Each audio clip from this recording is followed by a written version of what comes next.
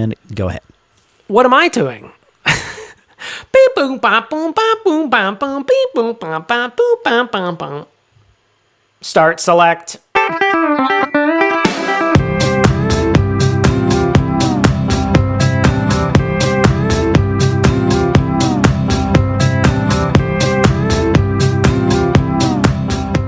You sound like chiptunes over here. Yeah, thank you. Thank you, DJ.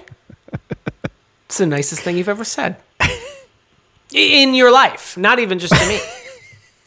Welcome to Your Inner Child's an Idiot, the podcast where we look back on things from our childhood and see if they were any good. My name is DJ. Hi, I'm Metroid. But later you'll find out when you beat the game that I'm actually Damon. Hi. Oh. Twist! We're talking about Metroid today. Metroid, the original, I guess. I mean, it's the original one that I played. Was it an arcade game before it was? I think it was. Yeah. Original. Nintendo Entertainment System. Yeah. NES Nintendo Entertainment System. We're talking about Metroid. You keep saying it. You sound more confident every time you say it. I was definitely a Mega Man kid more than a Metro. If we're talking about ARM Cannon games. Well, in Ohio, it would have been Mega Man, but down south, it was Metroid. That's just the way the American divide, the Mega Man and Sun Metroid tea divide. versus sweet tea is just the way it is. Did you play this one a lot? No, this was for some reason I found this game oddly depressing. It's a very desolate game, and I found all the songs to be in like weird minor keys. So I found it very.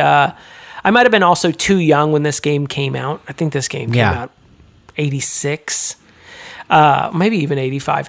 But it was a little too just depressing for me. You're just a tiny figure on a alien land.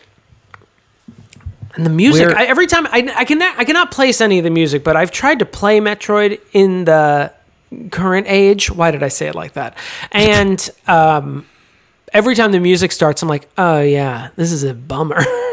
I don't think it's bad music. Don't get me wrong. It's just like really like minor, effective music, sad. Maybe. Yeah. That reminds you that you are a lone person on an alien landscape trying to survive. Yeah, because she's got the cool. It's Seamus. It's a lady. Is it Seamus? Seamus? No, you're thinking Seamus? If she was an Irish boy, sure she would be Seamus. You get in here, Seamus. Samus. Yeah, Samus. Seamus. Seamus. Seamus. Seamus. Yo, Seamus. Seamus, we gotta defeat all these Metroids. They got in the house. Seamus. So what is a Metroid? This is even more confusing than the Link Zelda controversy. Yeah, because Metroid just is like... Just name the game after your main character. Just stop It's like this if bullshit. Mario Brothers was called Goomba. Like it's like a low-level enemy that you encounter in the game. Oh, weird. It's very... it looks like a jellyfish with little claws instead of those tendrily things. Isn't that like in the main, like bad, like a big brain or something? Well, Mother Brain. Okay. Who in Captain N on the cartoon shows was voiced by Levi Stubbs of the Four Tops, who also did Audrey 2 and Little Shop of Horrors around the same time. So when I was a kid, I was like, that sounds like that plant. Why does that sound like that plant? So Levi Stubbs had a weird late career of playing female-named villains. Have you watched Harley Quinn on HBO Max, the cartoon? No, I hear it's good. Again, a lot just to keep the theme of rebooted animated shows that are great. It's fantastic, but there is also like a plant that has that. It's clearly inspired by the Audrey 2, that voice. Is it Poison Ivy's plant? Yes. Well, that's fun. It is fun. I feel like I'm on superhero overload. I feel like I'm like at max capacity. Like there's part of me that wants to watch Suicide Squad. I'm like, I'm but one man, DC Comics universe. We'll put a pin in that. We'll come back to that another time. Save that for off the record. Save that for when we're talking about something related. Save that for the green room. I remember my brother playing this a few times. At least like renting it and playing it. All I know is like from people who truly love these games. That's mostly what I remember about these. And that a lot of people who love them really love them and are frustrated that they don't make as many Metroid games as they used to. Yeah. Well, it's definitely not. It doesn't have like this sort of reach that the Mario universe or the Zelda universe does. Any game at this point, like coming out for the original NES, it's like story is not really what we're here for, running around shooting stuff with a little arm cannon. Like some people really like story. Most people that I don't want to talk to, but yes, some people really want to talk about video game lore. They like backfill the story. Like you get that from the booklet. It's not really in the game so much. I definitely played Metroid a bit, but I don't think I ever had it. So I would have only played it at like Billy Power's house, you know? Oh, Billy Power, he had all the best stuff. Yeah. Jonathon Newcomb was my Billy Power. Yes. It makes sense. It just does. Because Phyllis and Harry ain't buying that many Nintendo games, but Jonathon Newcomb's parents are. Got all that. Some kids just had all the games. Like, in retrospect, some kids had all the games. When I think about it, like, of course, I feel like looking at my past, I'm like, you were a spoiled brat. You got, you got all kinds of games and fun stuff to do. But like at the time, I felt like I don't ever get any games. Yeah, I've only got hours of entertainment at my fingertips at any moment. I think actually the Nintendo games I owned are still in this room with me. Bust them out. I want to hear those cartridges shuffling. Oh, okay. All right. I could possibly. Yeah, hold on. Let's hear see them what we got. cartridges. You want to hear them shuffling? Is that Oh coming boy, through? here we go. Oh, you got the perfect little basket for it. Well, that's Tyler for you. Okay. All right, so here's my pride and joy. There's the gold cartridge. Zelda. Oh, the gold Legend of cartridge Zelda. You can hear that? That's some audio for you coming out of that little sleeve. That really protects it. Dust can't get in this open sleeve. Thanks, Nintendo. High tech. Here we got Rampage. I think I stole this from someone, or I might have bought it for like $5 Rampage. at a thing. This was, you probably remember it best, is that Dwight the Rock Johnson. That Dwayne the Rock Johnson, fantastic film. Yes. Mm-hmm. But this is Rampage. You can turn. He into plays some the sort monkey, of I think. Yeah. No, he owned the monkey. Super Mario Brothers 2. There you go. Oh yeah. It's got to fight Wart. A lot of root vegetables in that one. Teenage Mutant Ninja Turtles 2, the arcade game. Best one. It truly is. Tiny Toon Actually, Adventures. Turtles in Time I was a big fan too. Tiny Toon Adventures, the Got all NES the games. cartridge. You're like Billy Powers over here. Oh, and possibly one of the greatest games of all time, Super Mario Brothers 3. It's got a little raccoon tail there. You remember that from when we played it for this podcast? I do remember that. Please refer to episode. You'll fill that out. Here's a Mickey Mousecapade. This game is absolutely terrible, but it is the first Disney game for the NES. Capcom. And I don't know where Mario Brothers 1 is. I'm sure he's around here somewhere. He's in the NES system. Of course. Where he belongs. Gathering dust. So that's my... No Metroid. No Metroid. I never owned a Metroid. We would have rented Metroid, I believe, from the local Blockbuster or It's Showtime Video. But, I mean, I only had that, 8 games? 9 games? Yeah, I think we had... I never had any Zelda. We had Mario 1, 2, and 3 event. You know, not at first, of course, but we had the Mario Duck Hunt. Yeah. And the track or whatever it was that when you got the track. Oh, track and field, so you can cheat at the thing. Oh yeah, and then all the Ninja Turtles that I could get my hand on, and just the one hand. Well, you didn't get your second hand until you were 3. Like most human boys, you grew your second hand in early toddler age. It was probably the same, maybe 5 to 10 games, at max. I was a prolific renter, though, and I would borrow from Jonathon Newcomb. Yeah, we was always trading, games, and then renting, and then you'd always just because you were trading and playing and other people, they would always end up with games that you definitely didn't buy. That were just oh, I have this. I don't know if Metroid would have been even one that I borrowed. I don't think. It's because you knew she was a woman and you're sexist, as established in the She-Ra episode. I'm just saying, my misogyny is rooted deep. I do like the idea that the twist, the mind-blowing twist of a game is that the main character is a member of 51% of the population of the Earth. Like, that's the twist. Is that like a big reveal at the end of the game? Yeah, it does not allude to the fact that Samus is a woman until at the end when she is in like a Barbarella like style like outfit at the end where she's like in sort of a bikini and her long hair is flowing. And I'm like, why do you have to get naked just because you won the game? And also, that's another thing. There was an urban legend that if you like got a certain score or if you did something in game, she would appear properly naked in all her 8-bit glory. that if you accomplish something within the game, you could get her naked at the end.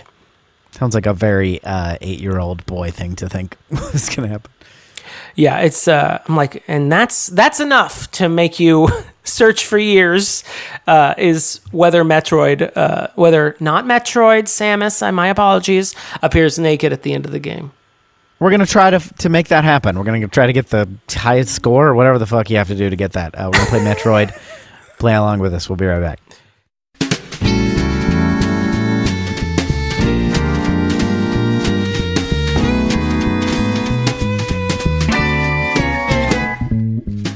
Did you know that you could become a patron of the show for as little as 8 bits?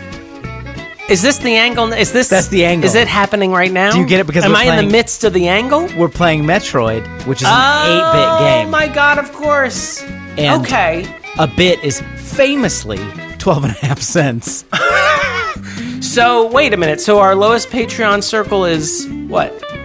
Go on. You can do it. You can do it. $1? Yes. It is 8 bits. You were right the whole time. Patreon.com/YourInnerChild is an idiot. Perfect. You fell right in. Great. I fell right into your bit. My weird dungeon where there's no way to get anywhere or do anything without dying, just like Metroid. Okay, so before we even start, please. I brought shame upon my family. I brought shame to this podcast. I'm not proud of myself. Mm-hmm.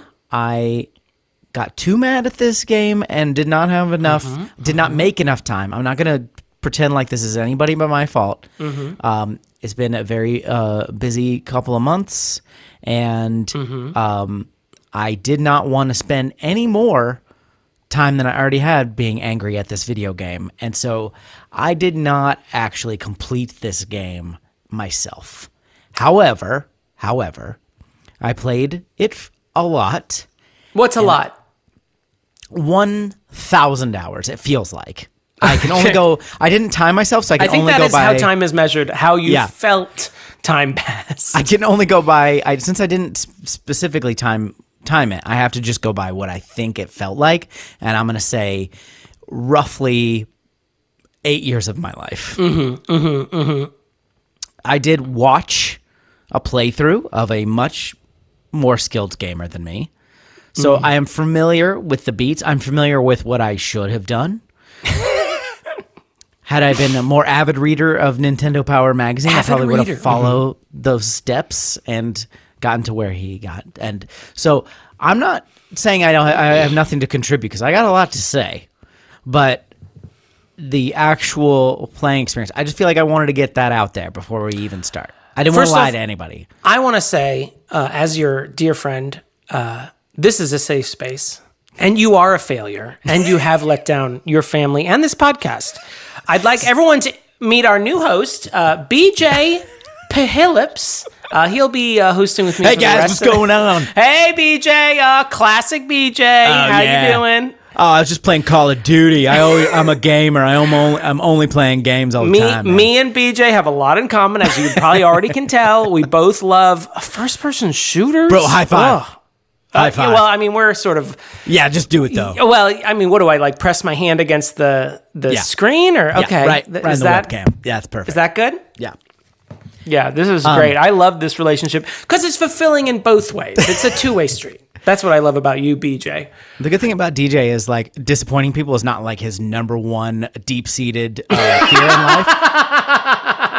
So the more we could sort of talk about that and explore it, sort of like you want to take like a hand in each side of the wound and just sort of pull in opposite directions. That's kind of. And I have like a grapefruit juice, like reamer. Grape nuts. I've got grape nuts as well. Like make a little parfait.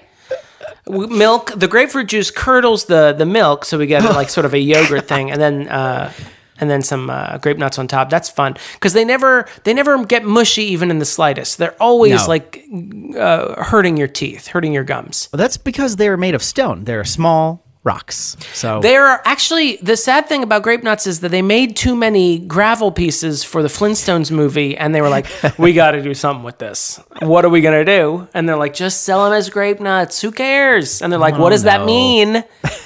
And they're like, it doesn't matter. People buy anything. And it was true. And that's how grape nuts were made. I don't know. This is a video game, and it's also not like a super linear video game. So how would you recap this if you were to recap it? You want me to take a stab at it? Please. I've already rehearsed it in my head. Okay. I'm gonna open with a Sophia Petrillo style opening. Picture it. Planet Zebes, if you 2000 X5, the year.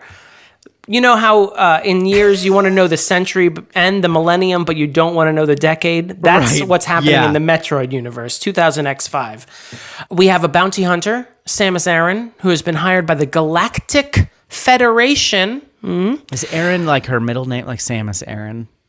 Oh, not like Erin, like Aaron in all my English classes. No, not that. It's actually much closer to Aryan, which is uncomfortable. She's been hired by the Galactic Federation to infiltrate planet Zebes, where all the space pirates are from.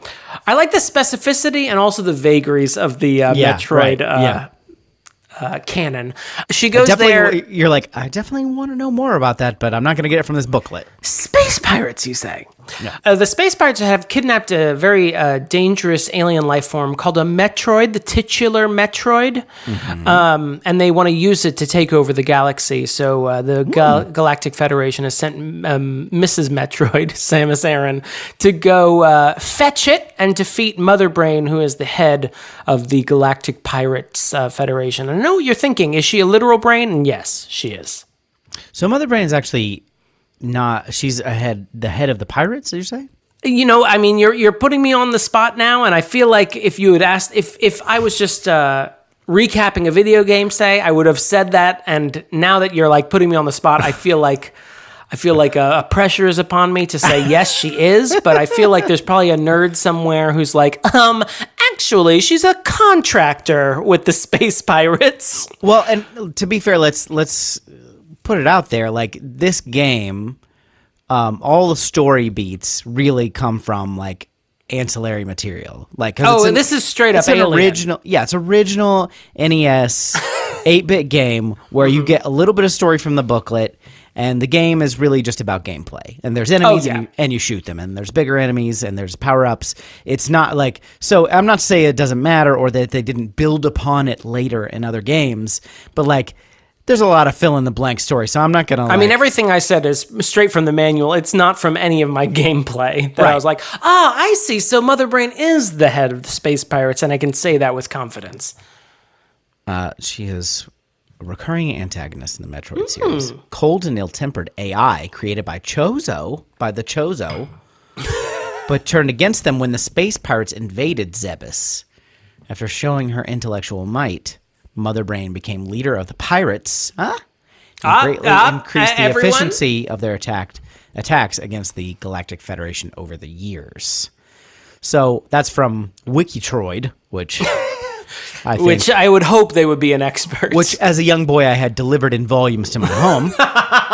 Well, the salesman always came by and he was like, would you like 24 volumes of Wikitroid? And you're like, I already have Wikipedia back here, so I feel like I don't have any more room for Wikitroid, sir. I'll take the Time Life Alien series, and I'll take the Wikitroid, please. I guess, what I said was like the recap of the manual, essentially. But gameplay-wise, you're essentially going through this alien planet, killing baddies, getting power-ups to your suit, and then eventually defeating 2 bosses in the game, which give you access to Mother Brain's lair, and then attacking Metroids while you're there, and then you kill Mother Brain, and you escape out the hatch. That seems like a space term. And then you have it, Metroid. Yeah. And then it's revealed that you were a woman this whole time. And you're now wearing a bikini for some reason. Why would you get undressed? There's no one here. Like, and you're not getting ready for bed. Why would you take off your spacesuit just to reveal a bikini? To be fair, it's probably very hot in that little costume. And true, and you've been somersaulting a lot. Yes, like, that's your main jump is somersaulting. Yeah. I want to talk about her crazy running style, because that was the first thing I noticed in gameplay is, first of all, you got the she scuffles when she runs, which is not great technique, but you know it's working for her. At some point, well, you want to keep the weight on the balls of your feet. Yeah. You want to just keep moving in a fast motion. But she's got a little like velociraptor hand thing going. It's it's very weird looking, but I enjoyed it. It's very I mean, it's not a I guess it is a somewhat fast-paced game, because I hear that speedrunners like to beat this as fast as they can. But she's not super fast, but because she's sort of at a slight angle, it makes it seem like she's moving really fast. Do you know what I mean? Yeah. She's sort of leaning forward a bit, so it makes it feel like your momentum is going. So let's sort of describe the gameplay, because it is... it's sort of the game that launched 1,000 ships. There's like 1 million games. There's a Metroidvania genre based off of this in Castlevania, where you have a whole world that you can explore, and you can, as you gain abilities through the game, you can beat it. How did you feel about that, having played things like Super Mario Brothers and Mega Man and Zeldas? Yeah, well, and even the earlier Zeldas, which obviously Zelda got very quickly more and more into the explore the area, and kind of you don't have to do in an exact order. But at the very beginning, even Zelda was it was pretty obvious where you needed to go. Oh, you think that? I think so. I guess maybe not. I would think the original Zelda was also... I think that playing this game reminded me a lot of Zelda in pros and cons, and the ways it differentiated from Zelda. And when I say Zelda, the original Zelda, because the original Zelda just starts you out in the middle of a forest, and you sort of have to figure out for yourself where you're supposed to go. There's not really anyone going, move north. You just sort of have to keep playing. I guess maybe I'm just, because of the later Zelda games that I played first, and the mechanics of that were, I guess, just a lot more familiar, which was I don't know, cut grass till you figure out, you know what I mean? And this one was more I really don't know where to go, and every time I go somewhere where I think I'm going, I just get killed really fast. Yeah. And so I was a little frustrated by that until, I was very frustrated in general by this game, but I also... You get a little bit more freedom than, say, Mario, with you can shoot up, you can jump really high from the very beginning, even though you learn or you gain abilities to do even more stuff. I feel like your abilities when you start out are pretty good for evading, at least, which is good, because that's about all you can do to some of the creatures at first. Yeah, I think one of the interesting things about this game is that it's very exploration based. Zelda is also, the original Zelda is very exploration based, but eventually you find a dungeon, and that's also a very linear experience through that dungeon. Yes, yeah. And that sort of compartmentalizes that experience, and then you go back to the overworld. Whereas Metroid, it's always this claustrophobic feeling of you're exploring this world. And what I thought was a weird irony of this game is that it really is putting the focus on exploration and go find your own way. There's literally not even, unlike Zelda, there's not even NPCs that will even give you vague and or mistranslated hints about what to do. It is literally just you in an alien planet. And there is some elements of game design where you move to the right, and at a certain point, at the initial part of your game, when you move to the right, you will hit a sort of seeming dead end where you hit a wall that just has a small tunnel at the very bottom, and you you can't progress any farther. So if you go back to where you started and then you go to your left, you get a morph ball thing that allows you to sort of shrink into a ball and roll under small tunnels, which then allows you to progress even farther, which is sort of like a small moment of like, oh, here's the game teaching me what I should be doing. And teaching me that I should explore this world. But I kind of like what you were alluding to, I found that it was very frustrating because whenever I tried to explore the world, I would die really quickly. Because you start out with very limited health, and the enemies really hit hard in this game. On top of which, I found that a lot of enemies sort of come at you like from the ceiling or like come at you at an angle, like moving in waves. And you can really only shoot up and you can shoot across, like at, to the side. Head level. Is that a term? Eye level. And so you're really limited in what you can do. So if a guy comes at you at a 45-degree angle, you have to either get under him or like move away from him and hope you can hit him when he lands. So it was like a really frustrating experience that even early on, those early enemies hit really hard and can like really destroy your health really quickly. Also, it's like there's no like health drop. Like there are health drops in the game as you kill enemies. They give you health drops, but they're also very small. Like you start out the game with one energy tank. I feel like this is going to be really silly to explain, but you start out with one energy tank, which can hold 100 points of health, but you start out with 30 points of health in that energy tank, and you can get more energy tanks as you go. But there's no like big health drops. Like when you kill a guy, he'll give you 5 health points. Yeah. And that means like if you want to get a full energy tank, you'd have to kill like 20 guys and they'd all have to, assuming that they all drop health for you, you'd have to kill like 10 to 20 guys. And that's like a little, there's no like fairy or like one up thing where it like fills all your health. It's just like this gradual like grinding of like killing enemies. I'm always like anti-grinding in video games. I always find it very boring. Never downloaded Grinder. Couldn't do it. I'm not just going to kill a bunch of small level enemies just to meet a guy. Get out of here. That actually is the tack I ended up taking, was like, okay, this is pissing me off. Mm-hmm. So I did because a lot of the enemies will respawn if you just leave the screen and come back. Yeah. I just did that a bunch of times to the left of the very beginning screen when I started over and just built up my health a little bit. But they're so low level that I did that for 20 minutes. It takes forever and it's boring. It was very boring.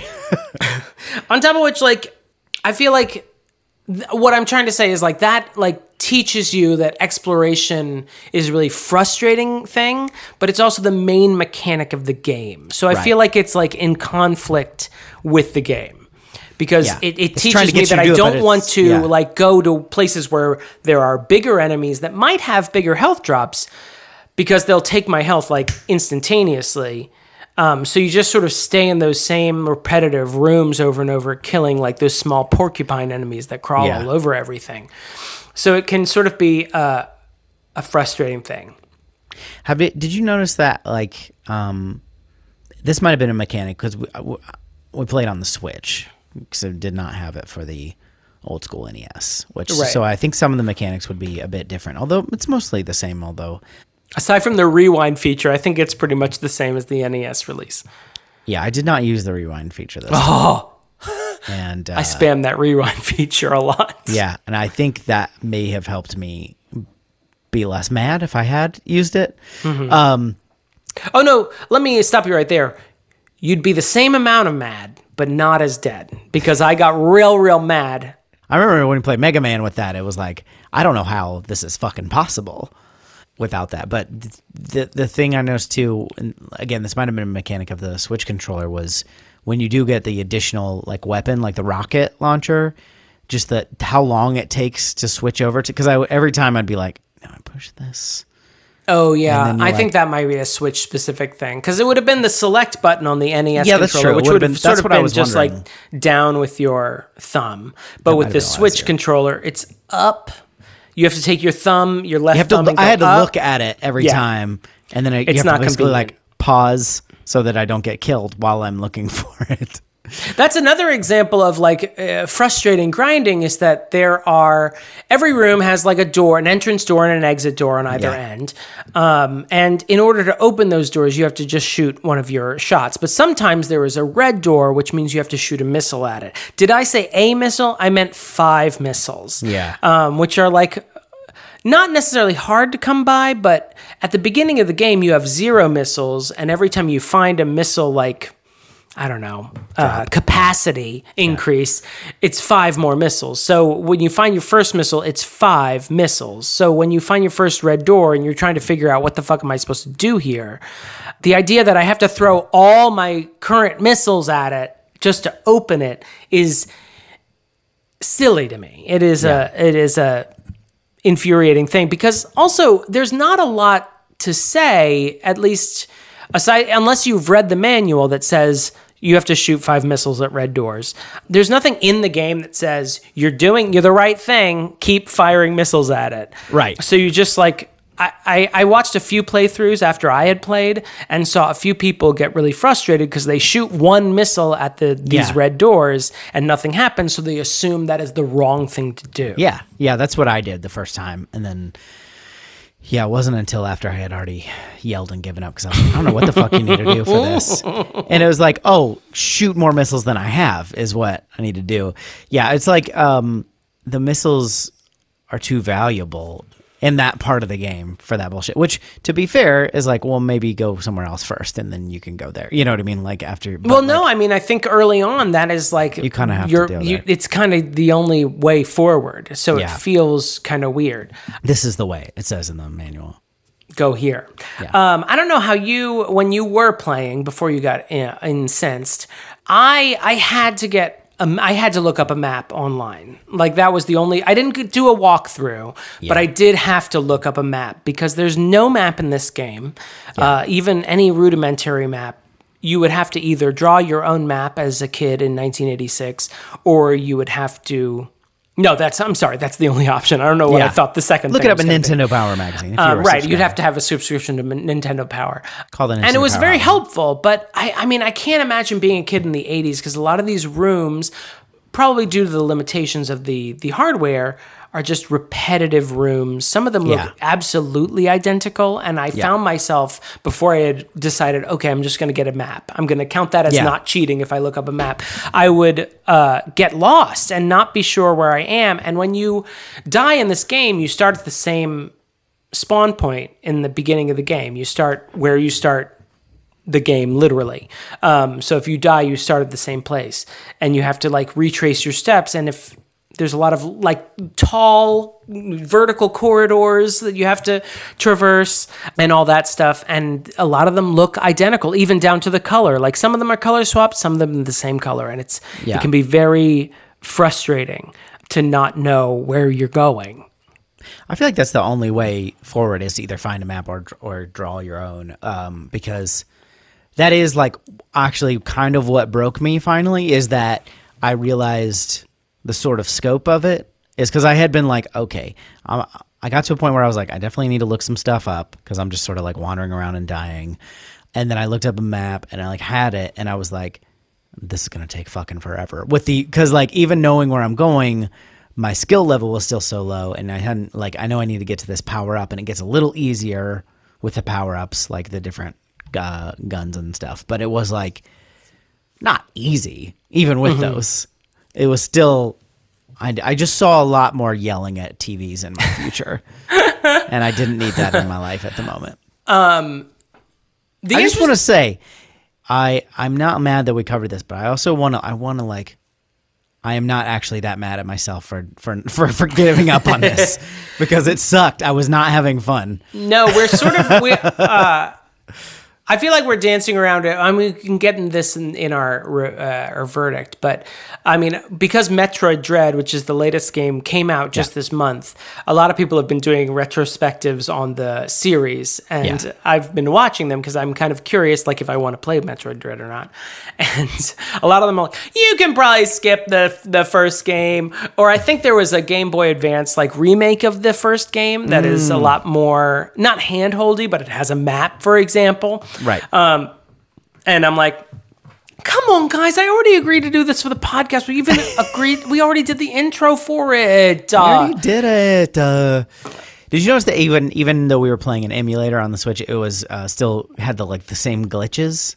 I do love that. Yeah, I thought it was kind of cool. Like, I was like, this is like baked in to like the whole thing. I don't know if they did that on purpose. Or off topic. I played Mario 3 a few months ago, and there's this thing in Mario 3, like in the sort of a vertical level, more vertical levels, where the right hand of the screen will turn a weird color. Yeah, that was like the thing, like in the NES days, and it's still a thing in the Switch days. I'm like, I'm glad they didn't fix that. I'm sure it's not like a conscious choice, like the artistry of Mario 3. We have to keep that. I'm sure it's like, fuck it, who cares? I'm not going to spend any time fixing that. You're just going to port it over. Yeah.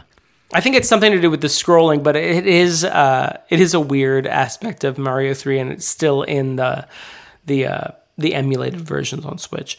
I thought, I'm going to keep probably bringing up the original Legend of Zelda because I am a Zelda head, as we've established. Yeah. But also, I feel like they are sort of like video game cousins. There is like a weird genetic like link between them. They both are like games that have like connected, at least in Zelda's case, overworlds. Zelda a link to them? Oh my god, of course. Clever. Yeah. They're both that's the name of the main character in No, that's Zelda. That's Zelda. The boy is Zelda. That's right. He's just trying to save the Princess Hyrule. Come on. Like it's like you didn't even read the manual. But in Zelda, you also like get items in that game rather than power-ups to your suit, but you get items that like that allow you to like play the game easier. And also, ironically, like in Zelda and Metroid, the game gets a lot easier, at least in the overworld, like as you play it. Like by the end of Metroid, I wish you had like been able to stick with it. By the end of Metroid, you are a living god, like, and you can just destroy everyone. You get an attack at some point that anytime you get into that somersault like jump, it just electrifies Mrs. Metroid, and she just kills all the enemies around her. Like, it's deranged. I'm like, why is this the one game in the universe that gets easier after I've put like 2 hours into it? Like, the enemies stay exactly the same, and you're just like destroying them. It's a weird aspect. But I will say this about Zelda versus Metroid. Like, Zelda has this overworld where it's a top-down perspective. I mean, the whole game is top-down perspective, but then you go into these dungeons that are like a more curated, like puzzle-based experience, or as puzzle-based as an NES can get. And those experiences, like in those dungeons, can be claustrophobic, but this game is claustrophobic throughout. Like the whole thing is like really a claustrophobic experience. And I feel like that, the fact that it just sort of retains that aspect throughout the game was like not tiring, because I'm literally sitting there playing a video game. It gets while my boyfriend asks if we can watch something else. But I'm done with this TV show. Come on, we're halfway through this third season of Sex Education. Can we just finish it? I'm like, no, I got to do this for the podcast. You don't understand. But the other thing about Zelda is because it's a top-down perspective, like you don't necessarily have to fight anyone if you're trying to get somewhere. Right. Whereas I feel like in Metroid, your options are backwards or forwards. Yeah. And forwards means killing a bunch of porcupines climbing on the walls, and like weird like vulvas that are flying through the air. You gotta watch out for those. It's so it's weird. What do you think about I did want to talk about that, the sort of H.R. Geiger, like the alien influence, which is very I love that the apparent. story is just straight up like, have you seen Alien? This is that. Yeah. Do that. I liked it. It does remind me, I mean, video games very much still do this, where they take an experience you've had in movies, but it's like, what if you were doing it? Oh, you like Indiana Jones? Would you like to play Uncharted or Lara Croft? It's like the same experience, but you're in control of it. I liked it. I mean, it is a very specific art style to do, but in its specificity, it does give Metroid a very specific, stop saying specific, personality, and I specifically liked it specific. They did the thing that happens in a lot of these games because it's there's limited rendering power, right? It's an 8-bit kind of system, but they have like where one of the first orbs that you get is like held by like a statue that's like that very like H.R. Geiger kind of. Is that am I saying his name right? Yeah. Yeah. It's that very like detailed thing. And then like nothing else is detailed like that, like around it, which makes, I mean, I'm not like even, that's not even a criticism. It's like, you got to pick your battles, I think, with what they put what it can render at the same time. Well, I mean, even the second boss, Ridley, named after Ridley Scott, apparently. Wow. Is very like alien-like. It looks kind of like the xenomorph from the Alien movies. And even the textures of the platforms you jump up in those fucking tall corridors. Yeah, they have that. It has like an organic like vibe to it that reminds me of H.R. Geiger in a visceral way. Yeah. I do like it, and it's a very specific like art style to emulate. And I think even like having the main character be a woman in the end was supposedly a nod to Alien, but also a nod to, wouldn't it be cool if like it was a woman? It's like, yeah, sure. Sure, yeah, that sounds great. Yeah. You're going to want to pray for a true peace in space. That was my message. I like that this game was like, I mean, you accomplished something, but we're far from finished here. Yeah. When I beat it, it just had I didn't beat it in a timely fashion, so I just got Metroid giving me the thumbs up. Oh. Stop calling her Metroid. Stop misnaming her, please. I got Samus giving me the thumbs up, and all it said was a very like, I wouldn't say mistranslated, but awkwardly translated message asking me to pray for a true peace in space. I just want to say, because I did actually fight bosses and beat this game, I don't want to toot my own horn, DJ. No, you did great. I'm really proud of you. I'm not here. I'm a hero. I'm sorry. Did I say hero? I'm a normal person. I put my pants on just like everyone else by jumping off a trampoline and putting my legs in immediately at the same time. I fought both Kraid and Ripley, Ridley, and Mother Brain, and killed all those fucking Metroids. I just realized that Ridley Scott named the character Ripley. The irony is that he translated his name into Japanese and then back again. Yeah. The whole script was done that way. That's just how he prefers to do it. It's like me writing a movie with BJ Pahilips as the star. He loves a high five, that BJ. He loves a high five. He loves high five. I just beat Metroid again. Sorry, were you guys talking about me? Oh, sorry. Hey, BJ. Did you just have a brewski? Is that why you were gone for so long? Oh, yeah. So good. Crush it, bro. How's your microbrewery going? Oh, man, it's great. It's got so many hops. I don't know. I can't even. How many hops? That. Like 5 hops? Five different hops? You can't even count the hops. That's how many hops it has. Oh, BJ. Could you put DJ back on the line, please? Oh, yeah. Hey! Okay, I'm back. He's not only your doppelganger, but also your roommate. He's my mysteriously. Roommate. Yeah.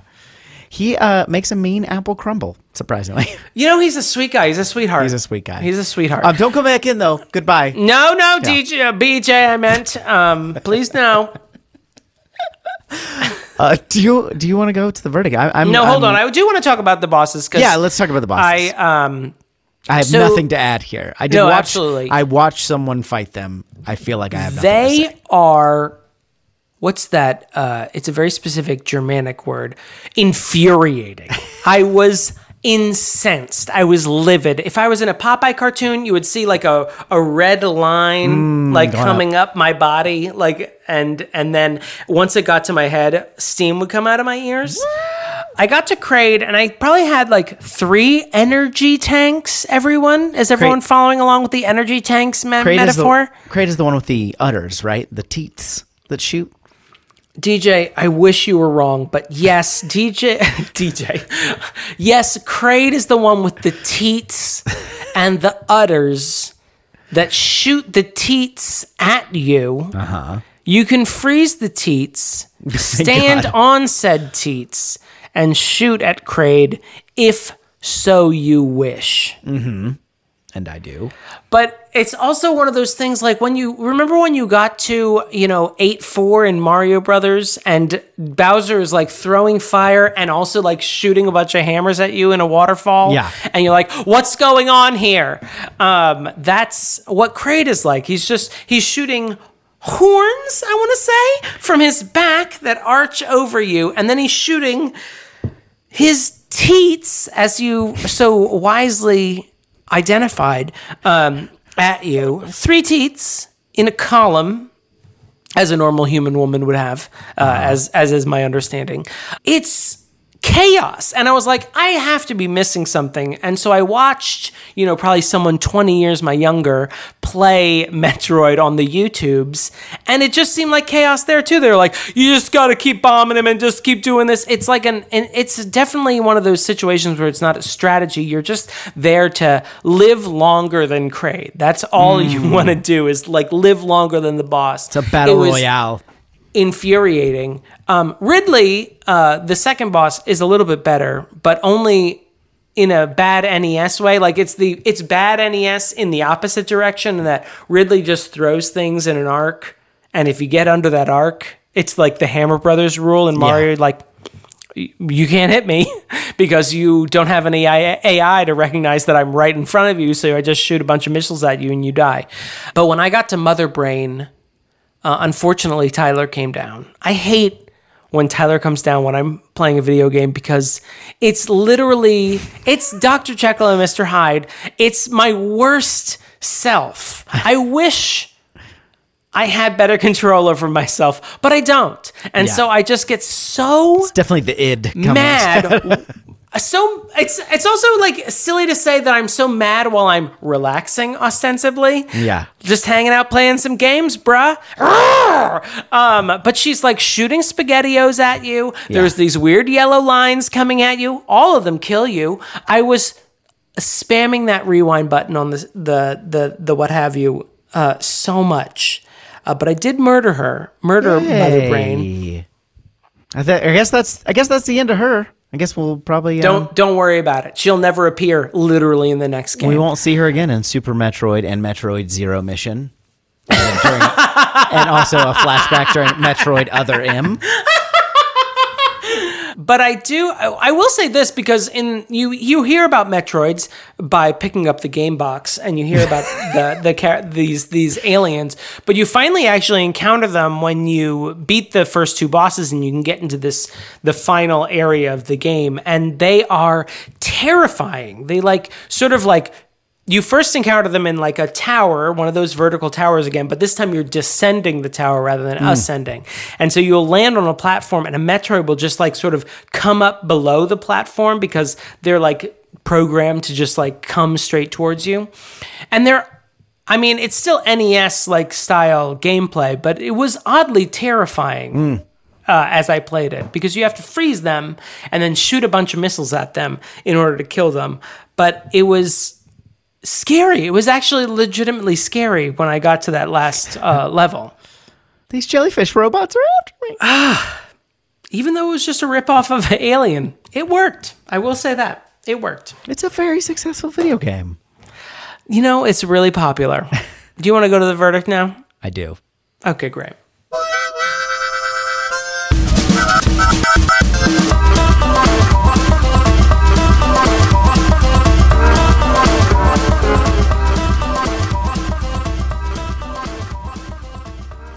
Metroid, she's a lady with guns. She's a Metroid, and she's got no fun. She's a woman.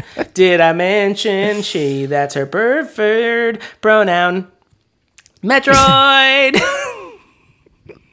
Are we talking about Samus here? Yeah. Okay. She likes to go by Metroid. Okay, I'm gonna go first because I feel like my verdict has less value because I quit. This game sucks and is frustrating. There are lots of fun things about it. I think some of the design stuff is cool. I think the Samus's design is cool. I think the idea of Mother Brain is pretty cool. I think she's a mother and she's both a mother and a brain. And a brain. I like that you can kind of like the mechanics are like similar to other NES games around this time, but like different. You know what I mean? They added like some vertical elements. You're going like you kind of a puzzle, but not in the way that Zelda is. It's more of a maze kind of, which is interesting in theory, very frustrating in practice. So I'm gonna say your inner child is an idiot for this game, but I'm not writing off the entire Metroid franchise or saying that it's not hot worthwhile. take. Yeah, I won't write off these other games I haven't played.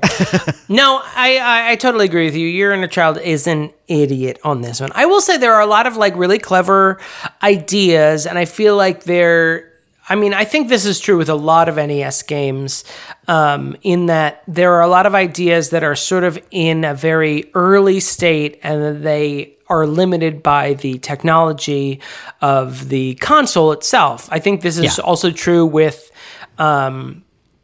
Zelda. I think Mario Brothers in its initial form had some good ideas, but I think it really got like into a real coalesced concept in like Mario Brothers 3, which is still on the NES, but still, like, I think it took a few rounds of like, okay, I can play around with this formula. And I think Metroid still suffers from a lot of that NES obscurity, sort of that arcade mentality of just like being completely obtuse and opaque. There are no real hints. You just have to like hear from a guy who heard from this other guy at the schoolyard. Oh, if you just like bomb this specific spot on this wall, you'll get more missiles or whatever. It still suffers a lot from that, but there is a real good concept here. I like, in theory, that you get stronger as the game goes on, but I think the limitations of the gameplay in that you can only shoot up and across really make it a frustrating experience, and the fact that you only start at the same place over and over again, and the enemies are so hard and your health is so limited that it actually kills the main gameplay element, which is explore your surroundings and figure it out. It's hurt by how the game is designed. I will say that just on a lark, after I completed the original Metroid, I went to my Super Nintendo, Nintendo Switch Online Falderal, and played the beginning moments of Super Metroid. I was mostly curious because Super Metroid starts in that you enter Mother Brain's chamber as it's all destroyed and desolate after you destroyed her in the first game, and you go sort of backwards a little bit. So I just wanted to see what that game was like. And it's immediately like it corrects a lot of these issues instantaneously. It's much better telegraphed. I don't think it's like too easy, but I think it rewards being attentive to your surroundings and being like, oh, that little alcove looks weird. It looks like a place that I could probably bomb when I get bombs. Or that power-up was really rewarding, so maybe I should go back to the places I've already been and blow up a bunch of shit with this new power-up I have. I think that Super Metroid really perfects this sort of groundwork that the original Metroid laid down, so I would recommend that. I was just going to play it for a few minutes, and I've been returning to it several times this week, so I would recommend Super Metroid over Original Metroid. It was originally called Extra Crispy Metroid, funnily enough, before they decided on, we're going to call it a Super Nintendo rather than Extra Crispy Nintendo, so just call it a Super Metroid. Just call it Super Metroid. It's funny you bring up the like, you've heard from a guy on the playground, because I remember that sort of stuff, not necessarily about this game. And in the like, that is kind of cool. It's like a speakeasy. You have to like learn the code word to get in, but like only in theory. In practice, I'm like, well, it's hard to do now when the game is 30 years old and I don't hang out on as many playgrounds due to a court order that I used to. Speak for yourself. But I will say, like, I mean, I feel like I talk about this game anytime we vaguely reference video games. But, like, Breath of the Wild had a lot of that, Legend of Zelda, Breath of the Wild. Thank you. Had a lot of that element where you found people being like, oh, have you seen this thing yet? Yeah. Because I think a lot of that game was not so much It was a very wide world, but if you just followed the story, you might miss a lot of things. So there were a lot of moments in that game where you could be like, oh, did you know that there was this, whole other village of like fish hunting people that you might miss because the story never actually takes you there. So I think there is still an element. I was of a mindset before Breath of the Wild that was like, oh, that was probably just because I was a kid, and that those moments in games have passed. But I think it can be done. I think it's just harder to do now, and it's accomplished in a different way in the internet. Well, and for that game, it's like it's something you sort of either run across or earn or go back to, that it's sort of like just enriches the world. And in this case, it's like either just another place to die, or you can't actually advance in the game without it, and I feel like that's different, where it's just like, and I'm not saying, like, obviously it's possible to get through this game. I'm not like, but it's I just did like it with a rewind button and a map from the internet. A little help. And maybe a lot of videos on YouTube. Nintendo. I called the Wiz at some point. Fred Savage picked up. What do you think, everybody? You're on childsandidiot@gmail.com. You can call and leave a voicemail or text us at 615-576-0525. You can find us on all the social medias, your Instagrams, your Twitters, your other things, your metas. It's called Meta now. TJ, I asked you one thing before we started this podcast, so many years ago, which was never use Facebook's new name whenever they decide what it is. I went for Glarble Snarf, but Mark didn't want to do it. We also want to thank our patrons, including Demon's Australian accent. Hizoner the Mayor. Was that too much on the That accent? Great. It's perfect. Dan McIntyre. Beth Surmont. David Mort.